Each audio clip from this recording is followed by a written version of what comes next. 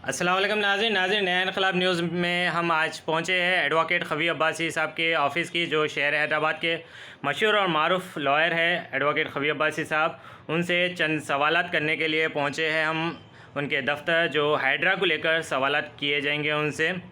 Advocate Qavi Abbasi साहब, अस्सलाम वालेकुम। आप जैसा कि देख रहे होंगे सोशल मीडिया के ज़रिए और पेपर में पढ़ रहे होंगे, टीवियों पे देख रहे होंगे कि शहर हैदराबाद के पुराने शहर में भी हाइड्रा आ चुका है और किस तरीके से लोगों को नोटिसें दी जा रही है, चाहे वो बहादुरपुरे के मंडल के इलाके के हो, किशन बाग हो, महमूद नगर किशन बाग का इलाका हो, असद बाबा नगर के इलाके हो, या मूसी नदी के अतराफ़ के निकले इलाके हो, पुराना पुल हो, या फिर लंगर हाउस हो। ऐसे कई अतराफ़ के इलाक़ों में मूसी नदी को लेकर और तालाबों के प्रोजेक्ट को लेकर उन्हें हाइड्रा के नोटिसें दी गई है और लोग आवाम जैसो सड़कों पर उतर आई है, प्रोटेस्ट कर रही है आवाम, और कह रही है कि 25 साल 30 साल से वो लोग वहाँ पर मुक़ीम हैं, वहाँ रह रहे हैं, और 25 साल 30 साल पहले वो लोग किसी से ख़रीदे थे कोई, और उस टाइम पे कोई लैंड ग्राबर्स कब्ज़ा करके और वहाँ पर नाले तालाबां भर के उन्हें गैरकानूनी तौर से उन्हें फ़रोख्त किए। तो अब आपसे सवाल ये है, एज़ पर दी लॉ में, क़ानून में ऐसा कुछ है जो इन्हें स्टे ऑर्डर दे सकता है, या कोर्ट से अप्रोच हुए ये लोग तो इन्हें स्टे ऑर्डर मिल सकता, या कोर्ट से इन्हें कोई हेल्प मिल सकती, जुडिशरी से कोई मदद मिल सकती? वालेकुम सलाम व रहमतुल्लाहि व बरकातुहू। आपका सवाल काफ़ी दिलचस्प सवाल है और आजकल जो चल रहा है वो हिसाब से आपने बिल्कुल करेक्ट सवाल किया है।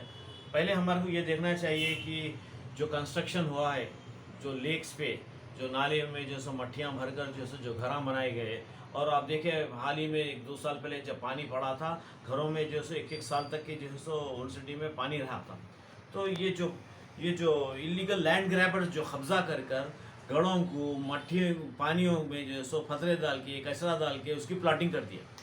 तो ये जो ओल्ड सिटी की क़यादत थी, ओल्ड सिटी में जो है सो जब से ओल्ड सिटी की क़यादत यहाँ पर है, जब से जो सो यही धंधे चल रहे, लैंड ग्रैबिंग करना, तालाबों को ग्रैब कर ले रहे, गवर्नमेंट के लैंड्स को ग्रैब कर ले रहे, प्रोहिबिटेड लैंड्स को कर ले रहे। अरे भाई, पानी फ्लो होने के लिए रास्ता था, ये जो रिवर था, ये जो रास्ता था, वो रास्तों में जो है सो मट्टी भर दे रहे, मट्टी भर के प्लॉटिंग करके बेच दे रहे। ऐसे कई बिल्डर्स हैं, आपको मैं बताऊंगा, ऐसे कई बिल्डर्स है वहाँ पर प्लॉटिंग कर लिया। मैं इन लोगों के ऊपर कई जनों पे कंप्लेन कर रहा हूँ और अभी भी जैसे मैं कंप्लेन कर रहा हूँ। तो ये जो भी था, अब जो गरीब लोग ले लिए, जो विक्टिम्स हैं वो बेचारे जैसे नुकसान उठा रहे हैं, वो लोगों के साथ उनके गम में मैं भी शामिल हूँ।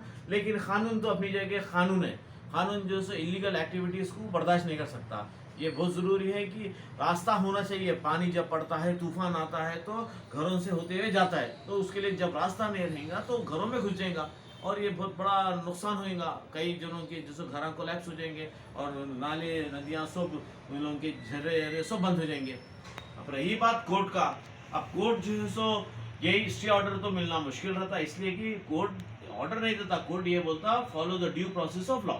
What is due process of law? Due process of law is you have to issue notices to the other side to call for explanation.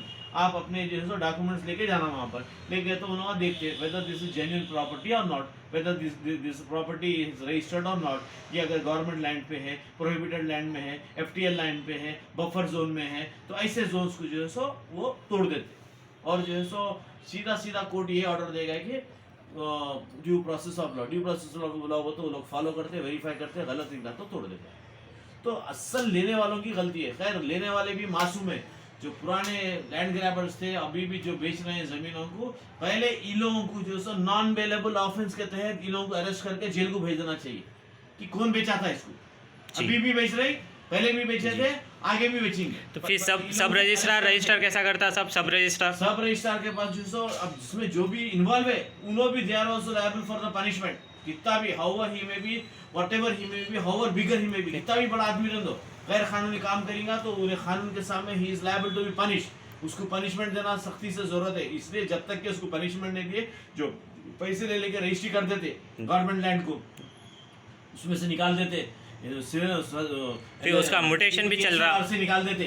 Mutation assessment तो बल्दिया के रहते, वहाँ भी पैसे खा के करती। ये पूरा लिंक निकालना, कौन से ऑफिसर की साइन थी, कहाँ से जो है सो ये रजिस्ट्री हुई, किसने जो सो क्लियरेंस दिया, किसने म्यूटेशन करा, किसने असेसमेंट करा, ये पूरों को अगर निकाल के थोड़े लोगों को करें तो ये सब आगे चल के बंद हो जाएंगे। अब रही बात इन लोगों को जो है सो कुछ ऑल्टरनेट जगह देना पड़ेगा। ऑल्टरनेट जगह देना पड़े तो when there are genuine cases वो लोगों को दे सकते हैं। हर एक को अगर अब alternate जगह दिए अब तो- हुकूमत बोल रही है कि डबल बेडरूम देंगे। अब एक फैमिली के घर में रह रही है, मतलब एक फैमिली क्या, एक बिल्डिंग में 4-5 फैमिलीज रहते, तो एक घर को एक डबल बेडरूम मिलेगा, तो उसमें रहना बहुत मुश्किल हो जाएगा। ये तो खैर मूसी नदी के इफेक्टेड लोगों के लिए है, ये सबके लिए नहीं है। डबल बेडरूम, ट्रिपल बेडरूम जो भी बोल रहे हैं, मूसी नदी के जो इफेक्ट होंगे घर उनके लिए।